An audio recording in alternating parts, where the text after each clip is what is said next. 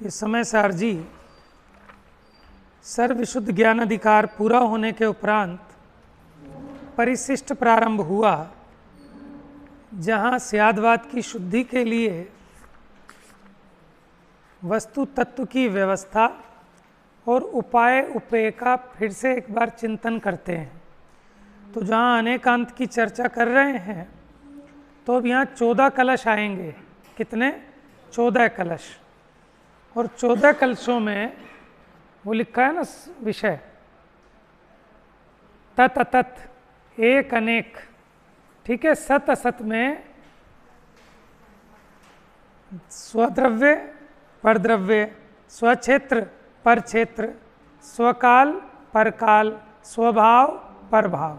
तो इस प्रकार 8 भंग बनेंगे, ठीक है। जब हमें अस्तित्व और नास्तित्व को समझाना है, अस्तित्व का हो या सत्ता का हो, एक ही बात है, ठीक है। सत्ता माने उसका अस्तित्व।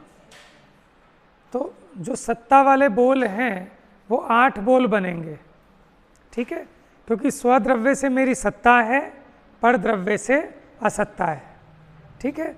मेरी सत्ता स्वद्रव्य स्वक्षेत्र स्वकाल स्वभाव से है, लेकिन परद्रव्य परक्षेत्र परकाल परभाव से मेरी सत्ता, ये शरीर के कारण मेरी सत्ता, ये पैसे के कारण मेरी सत्ता, समझ में आया?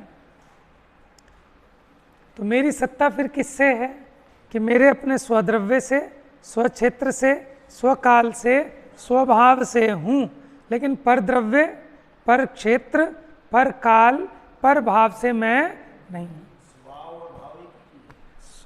देखो, जब हमें विशेषण कह के समझाना हो तो भाव के हम 2 अर्थ करते हैं कि स्वभाव या परभाव। तो भाव तो किसी का भी हो सकता है, लेकिन किसके भाव की चर्चा है? अपने भाव की। तो यानी मेरी सत्ता मेरे द्रव्य क्षेत्र काल भाव से है, पर के द्रव्य क्षेत्र काल भाव से नहीं। ये समझाने के लिए 8 भंग, 8 कलश बन गए उसके। नहीं, देखो, स्वकाल, काल का अर्थ यहाँ है कि वस्तु का परिणमन। तो मेरा जो अपना परिणमन है वो मेरा स्वकाल है। ये घड़ी घंटा दिन महीना ये मेरा काल नहीं है। समझ में आया? अभी चर्चा आएगी इसमें, हर एक बोल पर चर्चा चलेगी। तो देखो, तत् अतत् 2 हो गए, एक अनेक 4, और 8 बोल सत्ता के, सत्ता असत्ता के, कितने हो गए? 12। और नित्य अनित्य 2 बोल ये हो गए, तो कितने हो गए? इन 14 कलशों के माध्यम से, है ना, हम अनेकांत के स्वरूप को समझेंगे। वस्तु में एक साथ विरुद्ध प्रतीत होने वाले धर्म युगल, ठीक है, वस्तु की सत्ता को बनाए रखने में जरूरी हैं। अगर ये विरोधी धर्म युगल ना हो तो वस्तु की सत्ता भी नहीं रहेगी। जैसे नित्य अनित्य, वस्तु सर्वथा नित्य हो तो फिर कैसी होगी? उसमें कोई परिणमन नहीं होगा, वो तो मुर्दा सी हो जाएगी।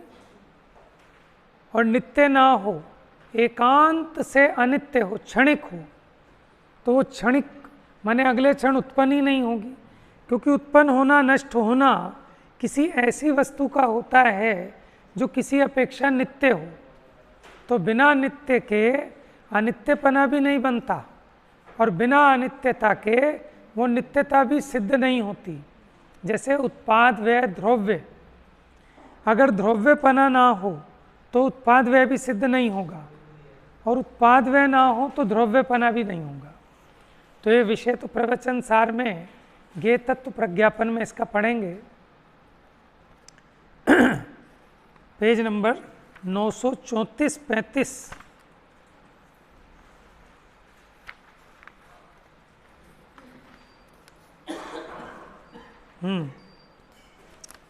तो परसों जो अपनी कक्षा चली उसमें विषय तो नहीं चल पाया, लेकिन प्रेरणा में ही पूरा समय हो गया। उस दिन हमने यही प्रेरणा दी थी कि अब सरलता का मोह छोड़ो और अब कमर कस के, ठीक है ना, क्योंकि कई लोग तो इस बात से ही समझना नहीं चाहते कि मैं अपनी बुद्धि क्यों खर्च करूं। कि किसी काम की चीज़ नहीं है, कि भैया इससे बढ़िया कोई चीज़ नहीं है। हम जो बिना मतलब के कामों में अपनी बुद्धि लगा रहे हैं और वहाँ तो छल कपट होता है, राग द्वेष की वृद्धि होती है।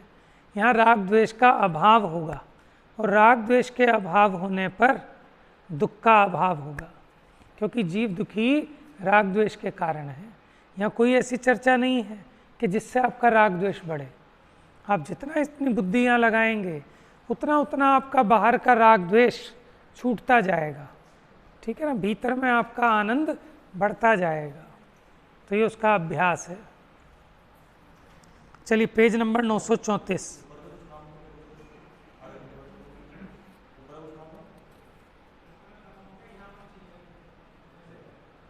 करने दो कोई बात।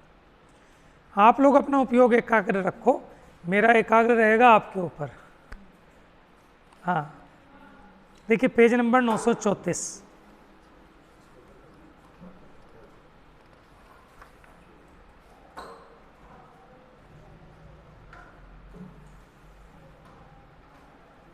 बल्कि 933 पे निकाल लो, 5वां बोल है। 4 तो ये हो गए ना, तत् तत् एक अनेक। अभी इनका और खुलासा आएगा कलशों के माध्यम से, अभी तो ये भूमिका है। पेज नंबर 933 पे सबसे नीचे लास्ट पैराग्राफ कंप्लीट। जब यह ज्ञान मात्र भाव, कौन सा ज्ञान मात्र भाव, कि जिस ज्ञान मात्र भाव में हम यह अनेकांतपना आपको दिखा रहे हैं, पूरे ग्रंथ में जो कहते आए हैं कि मैं एक ज्ञान मात्र भाव हूँ, तो ये जो ज्ञान मात्र भाव है, जानने में आने वाले ऐसे परद्रव्यों के परिणमन के कारण, देखो अपने जानने में जो कुछ आया है ना, ये सब परिणमित हो रहा है। आज ऐसा है, कल वैसा है। कल जब हम गए थे गंदा सा छोड़ के गए थे, आज आए तो एकदम चमक रहा है। तो ये जो परिणमन हुआ, तो इस परिणमन के कारण ज्ञात्री द्रव्य को परद्रव्य रूप से मानकर अंगीकार करके नाश को प्राप्त होता है। कि अगर देखो इन वस्तुओं में परिणमन नहीं होता तो मेरा ज्ञान भी ऐसा नहीं होता। तो यानी जो मेरा ज्ञान है, मेरा जो परिणमन है, वो इन ज्ञेयों के अधीन है। तो बात तो सही लगती है कि यहाँ अगर सफाई नहीं होती तो सफाई का ज्ञान कैसे होता, यहाँ गंदगी नहीं होती तो गंदगी का ज्ञान कैसे होता है। तो देखो ये जो ज्ञान होता है ये पर वस्तु के कारण नहीं होता, अपने जानने की योग्यता के कारण होता है। परीक्षा मुख का है कि हाँ, प्रमेय रत्न, प्रमेय कमल मार्तंड का है शायद, एक श्लोक है उसमें, और वो डॉक्टर साहब ने क्रमबद्ध पर्याय पुस्तक में भी कोट किया है। क्या है कि पीते कारागारे, कि मैं माने कोई एक व्यक्ति, माने कोई प्रेमी कारागार में बंद है और इतना अंधकार है कि सुई के अग्रभाग भी द्वारा भेदा ना जा सके, ऐसे दुर्भेद्य कि ऐसा सूची मुखाग्रे अंधकार, इतना अंधकार है। और फिर ऊपर से कि मैंने अपने नयन ऐसे उन्मीलित माने ढक लिए हैं अपने हाथों से, एक तो गुप्त अंधेरा काल कोठरी में, ऊपर से मैंने अपनी आंखें अच्छे से बंद कर ली, फिर भी मुझे 1000 किलोमीटर दूर जो अपने पीहर में बैठी है मेरी पत्नी, उसका मुख मुझे स्पष्ट साफ नजर आ रहा है। देखो सामने क्या है, अंधकार, और ऊपर से उसने आंखें और बंद कर ली, लेकिन फिर भी उसे किसका, कि जो 1000 किलोमीटर दूर घर पर उसकी पत्नी बैठी है, ये तो काला पानी में बंद है ना, तो इसे उसका जो चेहरा है वो फिर भी स्पष्ट दिखाई दे रहा है। अब बताओ ज्ञेयों से कहाँ ज्ञान होता है, समझ में आया। डॉक्टर साहब ने एक उदाहरण और दिया क्रमबद्ध पर्याय में, कि जो ऑफिस में क्लर्क बैठा है, नवविवाहित है, सामने इसके क्लर्क बैठा है टाइप करने वाला, तो जो सामने बैठा है वो तो नहीं दिख रहा, लेकिन जो इसकी नवविवाहित बीवी है वो इसे स्पष्ट आंखों से दिखाई दे रही है, क्योंकि इसका ध्यान वहीं है। तो सामने जो ज्ञेय है वो नहीं दिख रहा, और जो ज्ञेय सामने है नहीं वो दिख रहा है। तो इससे भी ये बात सिद्ध हुई कि ज्ञेयों से ज्ञान नहीं होता। समझ में? तो ज्ञान कैसे होता है कि अपने ज्ञान की पर्याय जो प्रति समय उत्पन्न होती है उसमें उसकी योग्यता गर्भित है। जैसे कहते हैं ना, दाने दाने पे लिखा है खाने वाले का नाम, उसी प्रकार ये भी कहते हैं कि ज्ञेय ज्ञेय पे लिखा है कि कब किसके ज्ञान में वो ज्ञेय जानने में आएगा। उसी प्रकार ज्ञान की एक एक पर्याय पे खचित है कि उसके ज्ञान का विषय क्या बनेगा, कि इसका नियामक कारण क्या, कि ज्ञान की पर्याय किस ज्ञेय को जाने, इसकी व्यवस्था कौन, क्या चित्रगुप्त करते हैं कि कौन करता है, कि भगवान करते हैं? कौन करेगा इतनी व्यवस्था? पागल हो जाएगा। हाँ, तो कोई नहीं करता। वस्तु में अपनी स्वयं की ऐसी शक्ति है कि प्रत्येक परिणमन में स्वावरण क्षयोपशम लक्षण योग्यता ही प्रतिनियतमर्थम व्यवस्थाप्यति, कि ज्ञान की पर्याय में तत्संबंधी जो उसको ढकने वाला आवरण था, उस आवरण के क्षयोपशम होने पर ज्ञान की अपनी जो योग्यता प्रकट हुई वो इस बात की नियामक है, वो इस बात की व्यवस्था करती है कि इस ज्ञान में क्या जानने में आएगा। तो इससे भी सिद्ध हुआ कि ज्ञान में जो जानने में आया वो ज्ञेय से नहीं आया, वो ज्ञेय से नहीं आया। वो कैसे आया? अपने ज्ञान की सामर्थ्य से आया। तो जो बौद्धमती है ना, वो कैसा मानते हैं ज्ञान की उत्पत्ति? वो ज्ञेय से मानते हैं। और हमने और आपने अगर ये माना कि जैसा सामने ज्ञेय था उससे ही ज्ञान हुआ, देखो ये बात तो सच है कि सम्यक ज्ञान हम उसी को कहेंगे कि जैसा सामने ज्ञेय है बिल्कुल वैसा जाने, तो वो सम्यक ज्ञान है। ज्ञेय तो कुछ है और जाने कुछ, तो वो ज्ञान सम्यक नहीं है। लेकिन फिर भी वो ज्ञान ज्ञेय के कारण नहीं होता, ज्ञेय से उत्पन्न नहीं होता, ज्ञेय के आकार का नहीं होता। कैसा होता है? ज्ञान ज्ञान से उत्पन्न होता है, ज्ञान ज्ञान के आकार का होता है?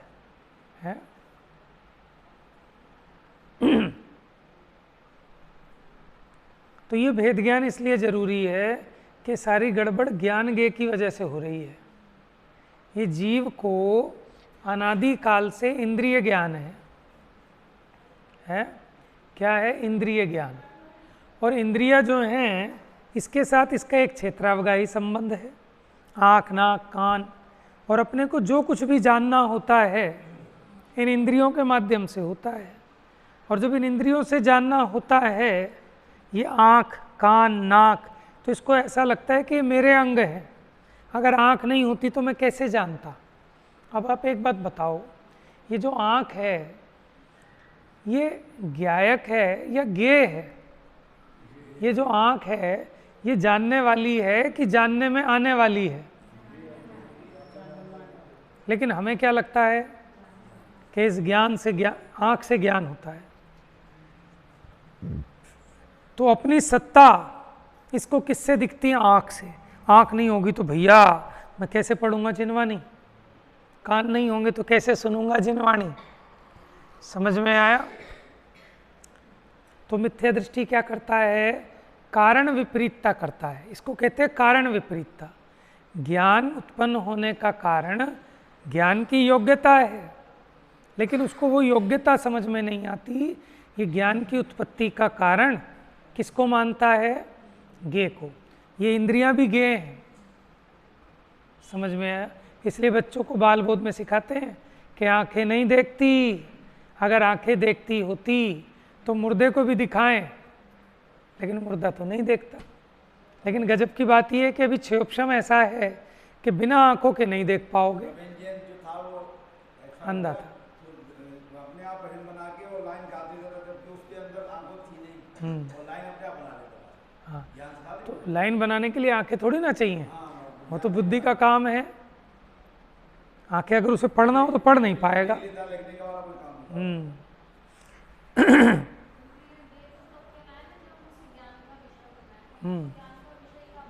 नहीं, मैं ये कहना चाहता हूँ कि ये जो है ना, हमने विश्व को दो भागों में बांटा था, ज्ञान और ज्ञेय।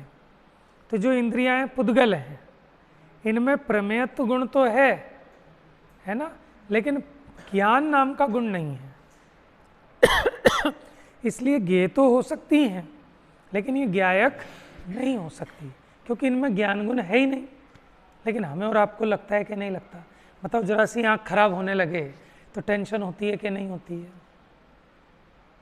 है? अब देखो, अच्छा और सुनो, अवधि ज्ञान है, मन पर ज्ञान है, ठीक है। जैसे मान लो द्वादशांग का ज्ञान ले लो, चलो ये तो श्रुत ज्ञान है। जिनको द्वादशांग का ज्ञान होता है, कोई पढ़ के होता है क्या? पढ़ ही नहीं सकते द्वादशांग। तो कैसे होता है कि अपनी आत्मा की विशुद्धि से होता है, और ज्ञान में पूरे 12 अंग ज्ञान में भाषित होते हैं। समझ में आया? तो इससे भी सिद्ध होता है कि ज्ञेयों से ज्ञान की उत्पत्ति नहीं होती। कोई व्यक्ति पढ़ पढ़ के बहुत हैरान परेशान हो जाता है, फिर उसे कुछ याद नहीं रहता। लेकिन कोई बिना पढ़े ही उस चीज़ का ज्ञान भीतर से उत्पन्न हो जाता है। 2 तरह के बच्चे हैं जो पेपर लिखने जाते हैं, एक तो गाइड और कुंजियों में से रट के जाते हैं, और एक उसी समय अपने दिमाग बुद्धि लगाकर उसका आंसर लिखते हैं। समझ में आया? और नंबर किसके ज़्यादा आते हैं? ज़्यादा अच्छा कौन लिख पाता है? समझ में आया? मैंने यहाँ प्रवचन करना है और मैं घर से 10 पेज रट के आऊँ, क्योंकि 1 घंटे में 10 पेज क्या 20 पेज भी हो जाएंगे। समझ में आया? तो मैं उतना अच्छा नहीं कह पाऊँगा, समझा नहीं पाऊँगा, और आप समझ भी नहीं पाएंगे। आप देखो, हम छोटे थे या कभी कोई भाषण देना है तो हम रट के ले आए और यहाँ उल्टी कर दी एकदम, तो क्या समझ में आएगा? न समझाने वाले को मज़ा, न समझने वाले को मज़ा।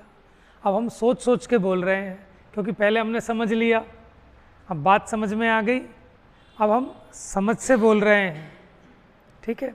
तो अपने को भी आनंद आता है और सुनने वाले को भी प्रॉपर वो बात पहुंचती है। देखो, मेन इम्पोर्टेंट बात है, हम कितने अच्छा कहें, कुछ भी कहें, लेकिन अगर वो बात आप तक ना पहुँचे तो किस काम की? समझ में आया? और पहुँच भी गई लेकिन अपना वो परिणमन ना हो तो भी किस काम की? समझ में आया? कि धारणा में आ गई, बुद्धि में भी आ गई, लेकिन परिणमन ना हो तो भी उस सुने का क्या लाभ? समझ में आया? इसलिए उस पर भी जोर देते हैं। लेकिन पहले जीव यहाँ तक तो आए, अभी तो जीव को ये वस्तु का स्वरूप बुद्धि में ही समझ में आने को तैयार नहीं है। ये जीव समझने को ही तैयार नहीं है। पहले तो बुद्धि इसकी ठीक हो जाए वस्तु स्वरूप के अनुसार, फिर ऐसा हो नहीं सकता कि इसका परिणमन ना हो। भले ही वो आंशिक हो, लेकिन होगा जरूर होगा, और अगर नहीं होगा तो उसकी भावना जरूर होगी। समझ में? कल आया था ना दीदी के प्रवचन में कि उसकी श्रद्धा तो पलट जाती है, और श्रद्धा पलटने पर उसके भीतर में चटाचटी तो रहती है, माने उसको मुनि दशा प्यारी लगती है, वो मुनि दशा चाहता है, लेकिन अभी उसकी कसाएं हैं जिस कारण वो नहीं छोड़ पा रहा, नहीं कर पा रहा। अपनी कमजोरी भी दिख रही है, लेकिन उसकी भावना कैसी है? अगर भावना ना हो तो फिर वो गुण स्थान भी नहीं रहेगा। भले ही आपसे एसी में ना रहा जाए, लेकिन आपको लगे कि मैं कितना पराधीन हो गया एसी के, है मैं मुनि कैसे बनूंगा? एसी में मेरी सुख बुद्धि मान ली है। तो अपने आप को वो बार बार अपने इस ऐसे राग का, ठीक है, निषेध करता है। तो जब अपने ऐसे राग का निषेध करता है तो उससे उसका जो कषाय है, मोह है, वो गलता है। तो मोह कषाय गलने पर उसकी अपनी विशुद्धि बढ़ती है, उसकी योग्यता प्रकट होती है, और फिर उसमें ऐसा बल आता है। तो इसलिए घबराना भी नहीं। आप सोचो कि साहब अपने को तो एसी के बिना नहीं चलता, हम तो भैया मुनि कैसे बनेंगे, हम तो बन ही नहीं सकते। अरे आप क्यों नहीं बन सकते? सरसों का दाना जिनके बिस्तर में चुभता था, हमारे तो नहीं चुभता। समझ में? उतने बेचैन तो नहीं होते जितने वो होते थे। उन्हें तो चावल भी उनके कहाँ से आते थे? कहीं विशेष चावल आते थे, वो भी पहले एक रात वो कमल के फूल में रखे जाते थे, वो रात को माने बंद हो जाता था तो उसमें इतना सॉफ्ट हो जाता था वो चावल, तब वो खा पाते थे। अब बताओ उनमें कहाँ से शक्ति आ गई, कहाँ से ये योग्यता आ गई कि सियालनी उनका भक्षण कर रही है, कंकड़ पत्थर चुभ रहे हैं, कहाँ से वो योग्यता आई? तो आप चिंता मत करो, है ना। माने छोटे बच्चों को लगता है कि मैं ऐसा काम कब कर पाऊँगा, कि जब तू बड़ा होगा ना तो उसमें सारी योग्यताएं ऑटोमेटिक आती हैं, है ना। माने किसी व्यक्ति को लगता है कि ये तो हमारे पिताजी हैं, सब संभाल लेते हैं, जब पिताजी नहीं होंगे तो कैसे होगा? होता है कि नहीं होता है सब? वो योग्यता अपने आप स्व समय में प्रकट होती है। तो उसी प्रकार घबराना भी नहीं कि हम तो मुनि बन ही नहीं सकते भाई साहब, हम तो जीभ के इतने चटोरे हैं कि जब तक चटनी पापड़ ना हो खाना ही उतरता नहीं, 4-4 बार खाना चाहिए। ठीक है, ये अपनी दोष है, इसको जीतना चाहिए, लेकिन सरेंडर भी नहीं कर देना कि भैया ये संभालो, मैं तो मुनि कभी बन ही नहीं सकता, कि ऐसा नहीं है। कितने बड़े बड़े पापी, माने किसकी कथा आती है वो कीचक की, और कौन से वो थे कि वो एक स्त्री का हरण करके भागे और ठोकर लग के गिरे या कुछ ऐसा हुआ, ठीक है ना, और फिर उनको सद्बुद्धि आई और फिर मुनि बने और उसी भव से मोक्ष चले गए। और उसका भी सुना होगा आपने कीचक का, कीचक को जानते हो? वही था ना द्रौपदी, है ना, जिसने द्रौपदी का शील भंग करने का प्रयास किया, तो भीम ने फिर स्वांग रचकर जब उसे छाती पे मुक्के मारे तो उसे वहाँ वैराग्य हो गया और सम्यक दर्शन हो गया। देखो कैसी गजब की बात है, समझ में आया? उपदेश सुन सुन के ना हो, और जब उसे 2 मुक्के पड़े तो हो गया। अतिशोक्ति नहीं है भाई साहब, आप विचार करो। नहीं नहीं, ऐसा नहीं, ऐसा नहीं है, ऐसा नहीं है कि उनको ABCD नहीं पता सब है। माने बचपन से ही राजाओं के बच्चे गुरुकुल में जाके विद्या ग्रहण करते थे और उन्हें सारे वेद शास्त्र सब, धनुर्विद्या अस्त्र विद्या, सारी विद्याओं का ज्ञान होता था। जैसे मान लो अपने बच्चा भेजा 5 साल गया, स्मारक पढ़ के आया, तो ज्ञान तो हो गया, लेकिन 5 इंद्रिय के विषय भोगों में ध्यान कुछ नहीं है। लेकिन जब जीवन में कभी कुछ ऐसा हुआ कि जवान पुत्र की मृत्यु हो गई, पत्नी आई थी उसको कैंसर हो गया, कुछ ऐसी दुर्घटना हो गई, तब जो उसने पढ़ा था, समझ में आया ना, धारणा में तो कहीं पढ़ा था, तो ये जीव को वैराग्य उत्पन्न हो जाता है। माने वो भेद ज्ञान तो चलता है ना कि वाकई में असारता है, मैं किस चीज़ के पीछे लगा हूँ। आज तो मैंने अपना मरण खुद बुला लिया था, धिक्कार हो मेरी बुद्धि को कि मैं किन 5 इंद्रिय के विषयों में सुख मान रहा हूँ। तो वहाँ उसको ऐसा भेद विज्ञान हुआ होगा तो वैरागी हो गया, दीक्षा लेके चला गया और मोक्ष गया कहते हैं। है देखो कैसे कैसे कथानक भरे पड़े हैं। वो जो हम पढ़ते हैं ना, निर्वाण कांड पढ़ते हैं या सामायिक पाठ पढ़ते हैं, बड़े वाला समाधि मरण पाठ पढ़ते हैं, ठीक है ना, और आप पढ़ो देखो कैसे कैसे जीव तर गए। तो हम नहीं तर सकते क्या? हम उनसे गए गुजरे नहीं हैं, हम उनसे बढ़िया हैं, है ना। माने कैसे कैसे जीव, हमने सुना है किस किस को तारा, तारा है सारा जमाना, वीरा हमको भी तारो। तो कहने की कथन शैली है कि वीरा हमको भी तारो, कि हाँ आओ बेटा तारेंगे, तो उसकी प्रक्रिया है, आओ हमारी शरण में तो आओ, कि पंच परमेष्ठी की शरण में जीव आए और उसका कल्याण ना हो, ऐसा 3 काल में नहीं होता। लेकिन ये शरण में ही नहीं आता। लेकिन जब इस पे दुर्भिक्ष आया, उपसर्ग हुआ, कष्ट आया, तब इसे कौन याद आता है? तब इसे पंच परमेष्ठी याद आते हैं। उनकी जो पढ़ी हुई शिक्षा थी, है ना, जब पिटाई लगती है बच्चे की तो उसे उई माँ माँ याद आती है। और माँ याद आती है माने माँ की शिक्षा भी याद आती है। माँ ने सही कहा था कि जिसे तू दोस्त मान रहा है ये दुश्मन है। और समझाते समझाते समझ में नहीं आती, लेकिन जब पढ़ी आकर तो सब समझ में आ गई। वो कहते हैं ना, सुनी थी तो डरी थी और पढ़ी थी तो क्या सही थी, कुछ ऐसा कहते हैं कि जब तक ये जीव सुनता है तो बस डरता है, लेकिन जब वो आके पड़ जाती है ना सर पे तो सब सहता है। कहाँ से ताकत आ जाती है, सोच सोच के लगता है। माने आप वो सुई लगाते हैं ना, डॉक्टर लाइन में लगे होते हैं सब, अब उसके सुई लग गई, चलो भाई नेक्स्ट आ जाओ, और इसको लगता है कैसे लगेगी कैसे लगेगी, तो पहले डर डर कितना लगता है, लेकिन जब लगती है तो सब सहते ही हैं। माने महिलाओं की जब प्रसूति होती है तो सोच सोच के रूह काँप जाती है कि कैसे कैसे कैसे जन्म देंगे बच्चे को। सुने थे तो डरे थे, लेकिन जब आई विपत्ति तो सबने सही, और एक में भी कोई शांत नहीं हुआ, किसी के 2 बच्चे, किसी के 3, किसी के 4। समझ में आया? तो हम ये कह रहे हैं कि घबराने की भी ज़रूरत नहीं है, कि जब वो कार्य होने की योग्यता पकती है तो वैसा बल भी आता है, वैसे निमित्त भी होते हैं, सब काम बनाओ बनते हैं। तो जब भीतर में आप अपनी पात्रता को पकाएंगे मुनि के लायक, तो स्वयमेव परिचय आदि सहने की शक्ति भी स्वयमेव हो जाएगी, क्योंकि सारी की सारी लीला ये मोह और कसाय की है। हम में अनंत शक्ति है, लेकिन उस अनंत शक्ति का घात किसने किया? ये मोह ने और कसाय ने।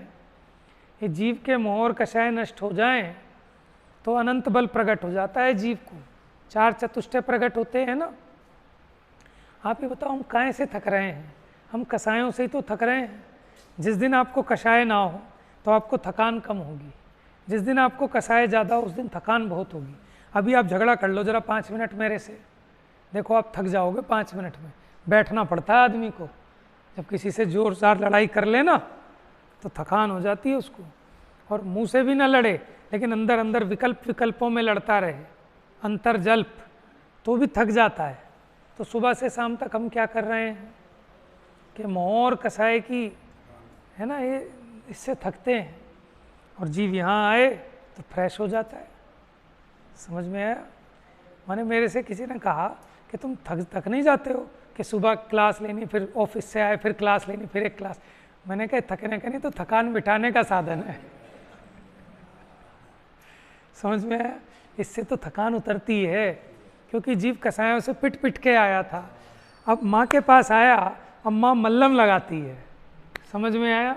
इससे क्या होता है कि जो कसायों से फफोले पड़े थे गरम गरम, वो फफोले शांत हो जाते हैं। क्या थकता काहे से है जीव? देखो, ये शरीर की मेहनत, ये अपनी मेहनत है ही नहीं, और आजकल शारीरिक मेहनत का काम भी नहीं बचा। करते क्या है? सिर्फ और सिर्फ कि परद्रव्य की फेर फार करने के विकल्प, उसके आगे हमारा कुछ चलता नहीं है।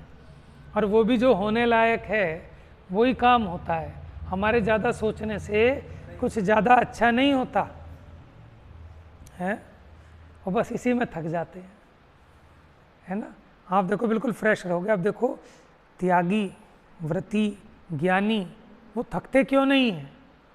क्योंकि जिन चीज़ों से थकान होती है वो उनसे बच के रहते हैं। माने घर गृहस्थी के लोग, ये लौकिक जन, इनका संग करोगे बिना मतलब की झिकझिकबाजी, इसकी कहानी उसकी कहानी सबकी सुनाने बैठ जाएंगे, फिर उनकी बात पे ध्यान दो। अरे उनकी बात 1 पैसे की नहीं, वो क्यों सुनेंगे? जिनवाणी सुने इससे बड़ी। समझ में आया? माने हमारे घर कोई धर्मात्मा जीव आए, हम उसकी कम सुनते हैं, अपनी ज़्यादा सुनाने लगते हैं। क्यों? आप साहब अपना हमारा घर देखो, ये हमारे बच्चे हैं, या हमारा ये, हमारे वो। एक बार ऐसा हुआ, हमारे यहाँ वो विद्वान भी आए, हमारे यहाँ वो विद्वान भी आए, हमने ऐसे किया, हमने वैसे किया, हमने ये कर लिया, वो कर लेंगे। कि इन सब चीज़ों से क्या होगा कि उसका दिमाग खराब होगा, थकान बढ़ेगी। तत्व चर्चा करें तो उनकी थकान भी मिटेगी और अपनी थकान भी मिटेगी। समझ में आया? लेकिन अपने को क्या लगता है, अरे 1 घंटा हो गया भैया, थक गए, अब कब छोड़ोगे, अब कब छोड़ोगे। लेकिन घर गृहस्थी में ठीक है, पिकनिक मनाने जाए, दुकान पे बैठे, वहाँ इसको थकान नहीं लगती। क्यों? कि इसी का नाम तो मिथ्या दृष्टि है, कि जहाँ है सुख वहाँ दिखता है दुख, और जहाँ है दुख वहाँ दिखता है सुख। जो हित रूप है वो अहित रूप, और जो अहित रूप है वो हित रूप लगता है। लेकिन जब इसकी सम्यक बुद्धि होती है तो तो इसका लगना ठीक हो जाता है। क्या अभी माने गलत गलत लगने लगता है और सही सही लगने लगता है। भले ही अभी वो गलती छुटती नहीं, लेकिन फिर भी गलत गलत समझ में आने लगता है और उसको छोड़ने का उद्यम भीतर में चलने लगता है। लेकिन अभी कमजोरी है काहे की, कि स्वरूप लीनता की। भीतर में अभी उतना बल नहीं है इसको, इसलिए कर कुछ नहीं पाता। लेकिन भीतर में भावना भाता है, तो वो अविरत सम्यक दृष्टि चौथे गुण स्थान वाला जीव है। अब उसकी इस भावना के बल पर जो कमजोरी थी, रोग तो चला गया, मिथ्यात्व का रोग था, अभी जो वीकनेस है, अब इसी के बल पर वो वीकनेस धीरे धीरे जाती है। तो फिर मुनि दशा आती है। अब मुनि दशा में इतना सामर्थ्य अपने आप को नहीं है।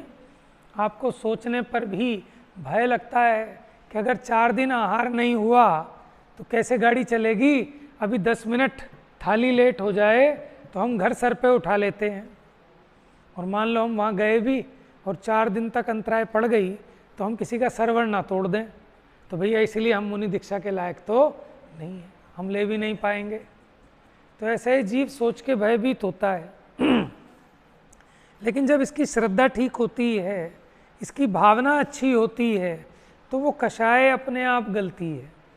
और देखो कई बार आपने ऐसा होगा कि जिस चीज़ के पीछे आप झगड़ रहे थे 2 रुपये के पीछे, फिर आप कहते हो चल यार तू ही ले ले, फिर उसकी भी कषाय चेंज हो जाती है, नहीं नहीं आप ही ले लो, फिर आप कहते हो अरे रख लो, रखो यार रखो, वो कहेगा आप रखो आप रखो।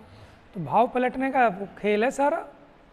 आप पहले प्लानिंग करके चल रहे थे कि बस में सीट सबसे पहले मैं घेर लूँगा, सबसे पहले मैं घेर लूँगा, ठीक है ना, कहीं भी आप समझ लो ऐसा। तो वो तीव्र कषाय का काम था, है, लेकिन आपकी कषाय घटती है और आपके हृदय में आता है अरे नहीं नहीं साहब आप बैठो आप बैठो, आप हमसे उम्र में बड़े हो आप बैठो। तो फिर उसको भी भाव आता है अरे नहीं नहीं भाई साहब आप बैठो, कि नहीं नहीं आप बैठो। तो सारा झगड़ा कषाय का है। खड़े रहने में दुख नहीं है, दुख तो वो कषाय से होता है। समझ में आया? किसी को खड़ा रह के मज़ा आता है, क्यों?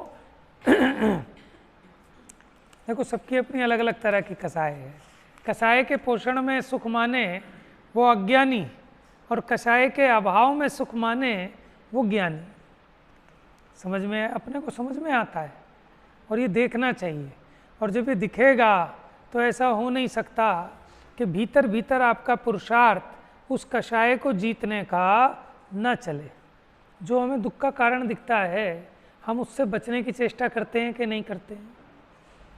ऑटोमेटिक करते। देखो आपको गर्मी दुख की कारण लगती है, तो आप क्या करेंगे? छाता लेके जाएंगे या कैप लगा के जाएंगे या छाया में चलेंगे और कोशिश करेंगे निकलना ही ना पड़े घर से, और निकलेंगे भी तो छाता लेके निकलेंगे। ऑटोमेटिक है ना। जैसी समझ होती है उसी के अनुरूप ये जीव पुरुषार्थ करता है। तो जिसको ये समझ में आया कि मेरे दुख का कारण ये मेरी कषाएं हैं, ठीक है, मेरे दुख का कारण ये मेरी इच्छाएं हैं, तो वो क्या करेगा? इच्छाओं से बचने की चेष्टा करेगा, कषायों से बचने की चेष्टा करेगा। अब उसके लिए जो निमित्त बताए हैं जिनवाणी में, उन निमित्तों का भी अवलंबन लेगा। लेकिन निमित्त को निमित्त मानेगा, निमित्त को उपादान नहीं मानेगा। समझ में आया? अब जिनवाणी में बताया कि भैया भगवान की पूजा करो, स्तुति करो, पाठ करो, माला फेरो, ये जिनवाणी पढ़ो, तीर्थ यात्रा करो, साधर्मियों से चर्चा करो। समझ में आया? तो इन निमित्तों को बुद्धिपूर्वक जुटाता है। क्यों? किस लिए जुटाता है? कि पुण्य होगा इसलिए नहीं। उसकी भावना क्या है कि जिस तिस प्रकार ये जो रागादि हैं ये कैसे घटें, ये कैसे मिटें। समझ में आया? माने मान लो आप लेट हो गए, आपको लग रहा है अभी भी 15 मिनट का मिल जाएगा और आप आस-पास हैं, तो भी आप कोशिश करते हैं अरे 15 मिनट का मिले सो सही, जितना मिल जाए उतना बढ़िया। उस 15 मिनट में ही कोई बात जच जाती है तो मज़ा आ जाता है, सारी कसाएं शांत हो जाती है। माने अपने को ऐसी बुद्धि है, उसके दम पे ही तो हम दौड़ भाग के आते हैं 100 काम छोड़ के। अपने को दिख रहा है ना कि अपने को जिन पूजा करने से, स्वाध्याय करने से, समागम करने से कितना लाभ होता है, ठीक है ना। तो ये अपनी जो भावना है इसके बल पर ये जीव की कषाय गलती है, कषाय गलेगी, विशुद्धि बढ़ेगी, ऑटोमेटिक काम होगा। तो टोडरमल जी ने कहा कि जीव का पुरुषार्थ तो इतना कि बुद्धिपूर्वक अपने उपयोग को तत्व अभ्यास में लगाने का उपाय करे। तो तत्व अभ्यास में लगाने का उपाय यही है कि सबसे पहले तो आपकी जिम्मेदारी है कैसे भी करके मंदिर पहुंचो, आगे का काम वहाँ हो ही जाएगा, फिर तो वहाँ गतिविधि चलती चलती है, तो उसका लाभ होगा ही होगा। समझ में आया? वो कहते हैं ना कि नहीं चाहिए जैन धर्म बिना चक्रवर्ती भी होना, और नहीं अखरता जैन धर्म सहित दरिद्री भी होना। समझ में आया? क्यों? कि अगर मुझे जिनेंद्र भगवान मिल गए, ठीक है, जिन मंदिर मिल गया, अब चाहे दरिद्री भी रहूं तो मुझे कोई चिंता नहीं है, क्योंकि वो दरिद्री तो अज्ञानियों को लगता है। सच पूछो मैं तो माला माल हो गया। समझ में आया? और चक्रवर्ती का वैभव मिल गया, लेकिन जिन धर्म नहीं मिला। माने जिन धर्म माने क्या? ये जिनवाणी, ज्ञानियों का समागम। देखो धर्म कहाँ है?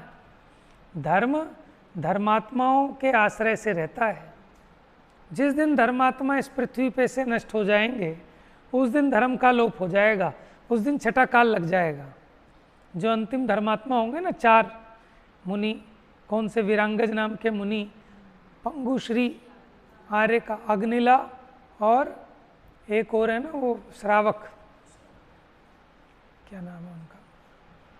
तो ये 4 प्राणी होंगे अंत में, माने मुनि संघ, तब तक भी चलेगा धर्म संघ, मुनि, आर्यका, श्रावक, श्राविका। जब इनसे वो कल की टैक्स में उठा लेगा इनका ग्रास, बस तब समाधि मरण करेंगे ये लोग कि अब मुनिचर्या नहीं निभेगी। और बस जिस दिन इनका वो होगा स्वर्ग गमन, उस दिन यहाँ से भी धर्म का लोप। और है ना सुबह के समय सूर्य, माने वो सूर्य की भी लोप हो जाएगा, अग्नि का भी लोप हो जाएगा, धर्म का भी लोप हो जाएगा। समझ में आया? तो इसलिए धर्म किसके आश्रय से रहता है? धर्मात्मा के। धर्मी के बिना धर्म कहाँ होगा? धर्मात्माओं के आश्रय से। तो व्यवहार से देखें तो जो ज्ञानी जन हैं उनकी संगति करना, जैसे मानो कुंद आचार्य की संगति कर रहे हैं परोक्ष रूप से, जिनवाणी के माध्यम से। साक्षात ज्ञानी दिखें, उनकी संगति करना, समागम करना, तो यही धर्म प्राप्त करने का साधन है, इसके अलावा कोई साधन नहीं। तो बुद्धिपूर्वक तो उपाय यही है। तो इसलिए ये जीव जिसकी भावना ये है कि भैया चाहे कुछ भी हो जाए मैं मंदिर छोड़ के नहीं जाऊंगा, चाहे तुम मुझे बंगले में ले जाओ, राजमहल में ले जाओ, मेरी झोपड़ी बढ़िया है कि मैं 2 कदम पे जाके मंदिर में चला जाता हूँ, और तुम्हारा वो राजमहल भी मुझे अच्छा नहीं है कि जहाँ से मुझे मंदिर आने के लिए भी 10 बार सोचना पड़े कि भैया 10 किलोमीटर पड़ेगा, चलो महीने में 1 बार चले जाएंगे। समझ में आया? तो बुद्धिपूर्वक का जो उसका ये उपाय है वो उसकी होनहार का परिचायक है कि देखो उसकी भावना कैसी है। समझ में आया? और ये सारी की सारी भावना क्यों है? क्योंकि हमें समझ में आ रहा है कि मैं कषायों से दुखी हो रहा हूँ, और ये कषायों को मेटने का उपाय, ये मार्ग, ये निमित्त, ये साधन जिनेंद्र भगवान ने यही बताए। जिन आयतन कुगुरु कुदेव कुधर्म कुवृष सेवक की नहीं प्रशंस उचरे, ये 6 तो हैं अनायतन, और सच्चे देव, सच्चे गुरु, और सच्चे शास्त्र कह लो, सच्चा धर्म, और इनके प्रशंसक माने इनके सेवक, इनके आराधक, ये 6 आयतन हैं। तो वहाँ जाके रहने का स्थान, टिकने का स्थान, उसको कहते हैं आयतन। समझ में आया? तो इनका समागम करना। तो बात कहाँ से निकली कि ये जीव कारण विपरीतता करता है कि जो मेरे ज्ञान का कारण नहीं है उसको अपने ज्ञान का कारण मानता है। ठीक है? और इसको ऐसा लगता है कि इन इंद्रियों से ही ज्ञान होता है, तो इस इंद्रियों में इसको प्रीति बनी रहती है, ठीक है। इसमें राग कि ये मेरे अंग हैं, ये नहीं होंगे तो मैं कैसे जानूंगा, इनके अभाव में मेरी सत्ता ही नष्ट हो जाएगी। इसलिए इन इंद्रियों का पोषण करना चाहता है, इनको बराबर बनाए रखना चाहता है, लेकिन इनको बनाए रखना ये अपने हाथ की बात नहीं है, ठीक है, अपने ठिकाने से नहीं टिकती। तो क्या करे कि जीव ये जाने कि मेरे को ज्ञान से ही ज्ञान होता है, और उसके इस भावना के बल पर उसको ज्ञान का विकास ऐसा ऑटोमेटिक होता है कि बिना पढ़े ही उसे सारे शास्त्रों का ज्ञान हो जाता है, उसे ऐसी रिद्धियाँ प्रकट हो जाती हैं कि उसको पढ़ना नहीं पड़ता, बिना पढ़े आप सारे सुन लो, जो मर्जी सुन लो, जहाँ से मर्जी। समझ में आया? तो इतनी ज्ञान की सामर्थ्य है, हमें हमारे ज्ञान की सामर्थ्य नहीं पता, अपनी ज्ञान शक्ति हम इसको बस हल्के में लेते हैं कि ज्ञान मात्र ज्ञान मात्र ज्ञान मात्र। क्या आपको पता नहीं है ज्ञान की कितनी अनंतता है? ज्ञान का सागर ऐसे ही नहीं कहते हैं, ये श्रुत ज्ञान ही इतना ज़बरदस्त है, अवधि ज्ञान, मन पर ये ज्ञान, और फिर केवल ज्ञान का क्या कहना। लेकिन इन सबको देखकर आपको अपने उस जिसको आप कोयला माने बैठे हो, ये हीरा है, बस थोड़ा सा तराशने की ज़रूरत है। लेकिन तराशोगे कब? कि जब आपको भरोसा आए कि कोयला नहीं है, ये हीरा है। तो ऐसे ही आत्मा नहीं है, ये परमात्मा है। जब आपको ऐसा भरोसा आएगा तभी इस आत्मा में से परमात्मा पने को आप प्रकट कर पाएंगे। बाकी चर्चा अब 10 दिनों के बाद ही होगी, 8 दिनों के बाद। लेकिन कल से हमें सुबह 9 तारीख से होगा अपना ये स्वाध्याय प्रक्रम चालू। लेकिन अपना कल से लाभ लें सभी लोग, ठीक है। सबके पास व्हाट्सएप पे पहुंच ही गया होगा मैसेज टाइमिंग का, और सुबह बहुत बढ़िया विधान है, कल्पद्रुम विधान। तो ये समझने का विधान है, बिना समझे आप पूजा भी नहीं कर सकते। आपको यही समझ में नहीं आएगा कहाँ के चैत्यालय की बात हो रही है, कैसा वहाँ कितने कितने योजन का, और कौन सी दिशा में है, विदेश क्षेत्र में कौन से तीर्थंकर के समोसरण में हम ध्वजा चढ़ाने जा रहे हैं। तो इसलिए वो ज्ञान भी जिनवाणी से होगा। तो खाली करने की चीज़ नहीं है, वो विधान को समझोगे तो भाव बनेंगे आपके, फिर आपको ऐसा लगेगा साक्षात मैं भी मानो वो रिद्धि से गमन करके ऐसे अकृत्रिम चैत्यालयों में पहुंच गया और वहाँ उनकी वंदना कर रहा हूँ, ठीक है। और फल तो आप उतना ही कमा सकते हो, क्योंकि जैन धर्म में माने ये तो यही कि सारा का सारा फल भावों का ही है। कई बार आप साक्षात शिखर जी पहुँच के वो भाव नहीं बना पाते, लेकिन कोई नहीं पहुँच पाया, उससे कहते भैया ये मेरे 11 रुपये ले जा भैया, ये भी वहाँ चढ़ा दियो, और अच्छे से एक मेरे नाम की भी वंदना कर लियो। ज़्यादा कुछ नहीं जानता, लेकिन उसका जो भाव है उस भाव से देखो उसकी विशुद्धि। और कोई वहाँ जाके भी विशुद्धि नहीं ले पाता। तो खेल सारा भावना का है।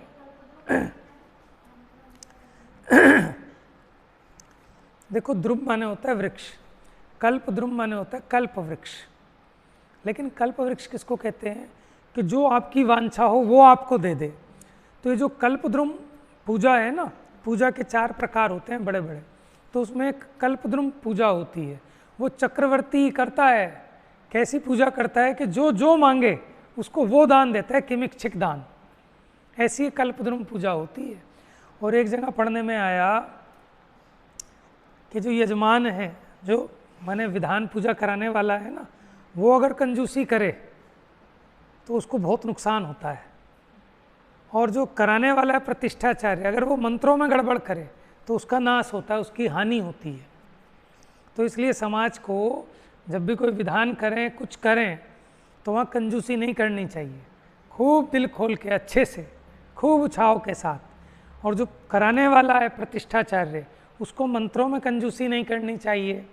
हीन अक्षर, अशुद्ध अक्षर, अधिक अक्षर अगर वो करेगा गड़बड़ तो उसमें उसका नाश होता है। ये मूल ग्रंथ की बात है।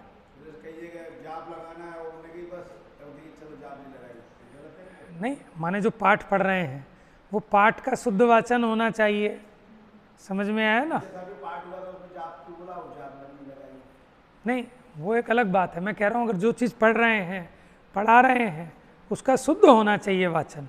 यानी गुल गुल गुल गुल गुल गुल स्वाहा ऐसा नहीं जैसे वो विधान, कहने का भाव ये है कि क्रियाओं पे ऐसा ध्यान नहीं करना तो जाप नहीं करी कोई बात नहीं, उसमें कोई शब्द का त्रुटि नहीं हो रही, उसमें तो भावना की बात है। और जो तुम बोली कर रहे हो जिस उद्देश्य से प्रयोग से समझ रहे हो वो समझने का अर्थ ही अव्यक्त हो गया। शादी में पूजा होती है ना, वो कैसी होती है? महाअशुद्ध होती है, क्योंकि बोलने वाला पंडित लालची है, उसे सिर्फ 1100 रुपये और 5100 रुपये दिख रहे हैं। वो कोई पंडित वैसा थोड़ी है, मिलते कहाँ हैं वो पंडित, तो बहुत भी बुक रहते हैं। तो ऐसे ही जो होते हैं वैसे ही मिल जाते हैं, उन्हें मंत्र बोलना तक नहीं आता, समझ में आया? पूजा तो क्या बने, बस ऐसे ही है। तो वो कितनी अशुद्ध हो रही है ना। हमारे मंदिर आदि में तो हम जो बुलाते हैं फिर विधानाचार्य होते हैं, वो तो बराबर पढ़ते भी हैं और समझाते भी हैं। लेकिन आप देखो ना, वहाँ पूजा जो होती हैं, शादी में आपकी हुई होगी, अब वो कैसे विधानाचार्य कहाँ से पकड़ के लाने पड़ते, बस करवा दे, उसको कुछ पता ही नहीं है, तो वो उसके नाश की कारण है। समझ में आया? जा वाणी के ज्ञान से सूझे